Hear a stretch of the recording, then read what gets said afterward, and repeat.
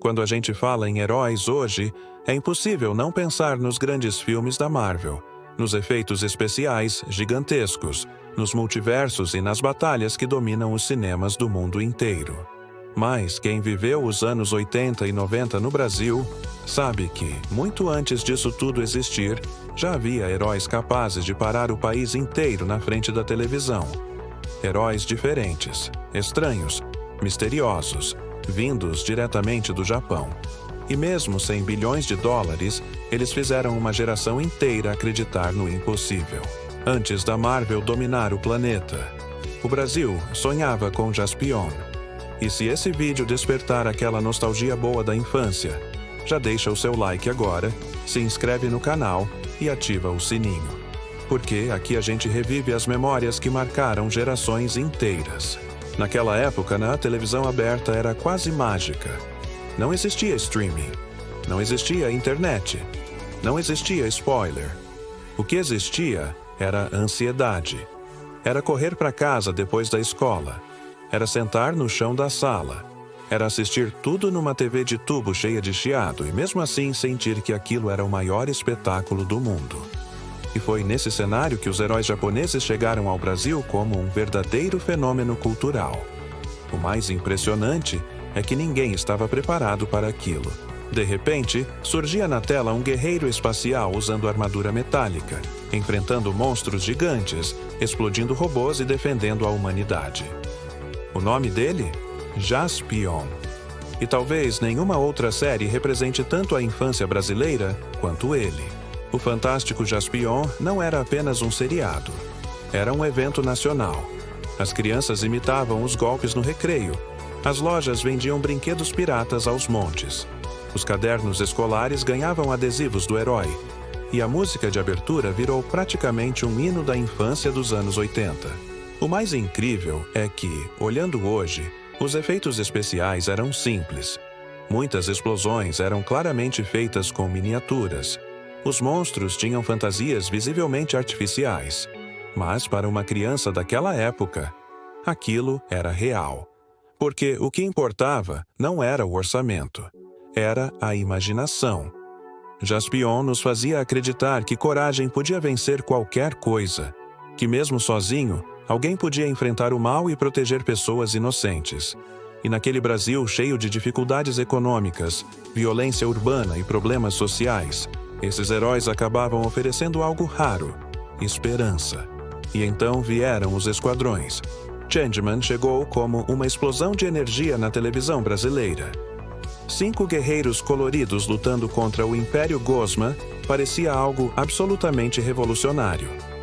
Hoje os jovens conhecem os Power Rangers. Mas muita gente esquece que antes deles, os brasileiros já eram apaixonados pelos Super Sentai japoneses. Cada criança tinha um favorito. Tinha quem queria ser o Change Dragon. Outros adoravam a Change Mermaid. Alguns brigavam para ser o Change Griffon na hora da brincadeira. E não importava o bairro, a cidade ou a condição financeira. Todo mundo conhecia aqueles personagens. Era quase impossível ouvir a música de abertura e não sentir o coração acelerar. Porque aqueles heróis tinham algo especial. Eles não eram perfeitos. Tinham medo. Erravam. Sofriam. Brigavam entre si. Mas, mesmo assim, continuavam lutando. E talvez tenha sido isso que fez tanta gente se identificar com eles. Ao mesmo tempo, outro nome se tornava lendário entre os brasileiros: Black Kamen Rider. Se Jaspion representava a aventura espacial e Changeman trazia o espírito de equipe, Black Kamen Rider carregava algo diferente. Uma atmosfera mais sombria, mais dramática, mais madura. Kotaro Minami não era apenas um herói. Era alguém marcado pela dor. Um homem transformado contra sua vontade, tentando lutar contra o próprio destino. E isso mexia profundamente com quem assistia. As cenas de transformação eram épicas. A moto, os monstros, as batalhas noturnas. Tudo parecia mais sério, mais intenso. Havia uma sensação de tragédia por trás daquele herói mascarado. Muita gente talvez não entendesse completamente a história naquela idade, mas sentia a emoção. E emoção era algo que nunca faltava nesses seriados, porque eles tinham coração. Enquanto muitos desenhos modernos apostam apenas em velocidade e piadas rápidas, aqueles heróis japoneses transmitiam valores o tempo inteiro, sem parecer uma lição de moral. Falavam sobre amizade, sacrifício, honra, coragem e justiça. E faziam isso de forma sincera. Ultraman também marcou profundamente a televisão brasileira. A ideia de um gigante prateado enfrentando monstros enormes parecia saída de um sonho infantil. As cidades destruídas durante as batalhas impressionavam qualquer criança, e havia algo quase poético em Ultraman. Porque ele sempre chegava quando tudo parecia perdido, quando ninguém mais conseguia lutar, quando o medo dominava tudo. Então surgia aquela luz, aquela transformação, e por alguns minutos o impossível acontecia diante dos olhos do público. Talvez seja exatamente por isso que esses heróis ficaram eternizados na memória do Brasil. Eles apareciam numa época em que a infância era diferente, uma época em que a imaginação fazia metade do trabalho.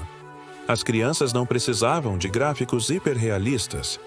Elas precisavam acreditar, e acreditavam. A televisão aberta unia o país inteiro. Milhões de pessoas assistiam às mesmas coisas ao mesmo tempo. No dia seguinte, o assunto da escola era o episódio de ontem. As brincadeiras reproduziam as batalhas. Os aniversários tinham temas japoneses. As fantasias de carnaval viravam armaduras improvisadas. Era um fenômeno gigantesco. E talvez quem nasceu depois nunca consiga entender completamente o tamanho disso. Porque não era apenas entretenimento. Era parte da identidade de uma geração. Os heróis japoneses ensinaram muitas crianças brasileiras a sonhar grande. Ensinaram que pessoas comuns podiam se tornar extraordinárias. Ensinaram que coragem não significava ausência de medo. E mesmo hoje, décadas depois, basta ouvir uma música de abertura para tudo voltar instantaneamente. A sala da infância, o sofá antigo, o cheiro do café da tarde, a mochila jogada no canto, a felicidade simples de assistir ao episódio do dia. É quase impossível não se emocionar. E existe algo muito bonito nisso tudo.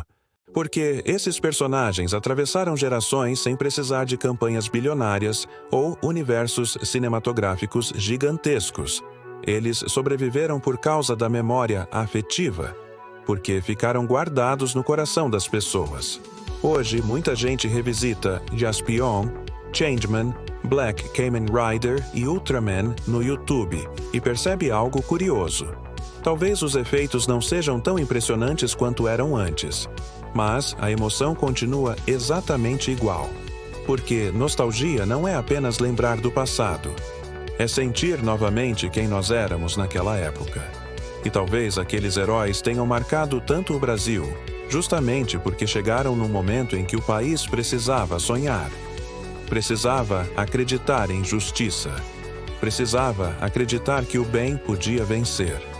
Mesmo que fosse através de um guerreiro espacial usando armadura brilhante. Mesmo que fosse através de um herói mascarado pilotando uma moto. Mesmo que fosse através de gigantes enfrentando monstros de borracha. Para milhões de crianças brasileiras, aquilo era mágico. E de certa forma, ainda é. Porque antes dos multiversos milionários, antes das bilheterias gigantescas, antes dos crossovers históricos, um herói japonês na TV aberta já fazia o Brasil inteiro acreditar no impossível. E agora eu quero saber de você. Qual herói japonês marcou a sua infância? Foi Jaspion, Changeman, Black Kamen Rider, Ultraman ou algum outro que ficou eternizado na sua memória? Escreve aqui nos comentários porque eu vou adorar ler cada lembrança. E se você curte vídeos nostálgicos como esse, deixa o like, se inscreve no canal e ativa o sininho para não perder os próximos vídeos, porque aqui a infância nunca acaba.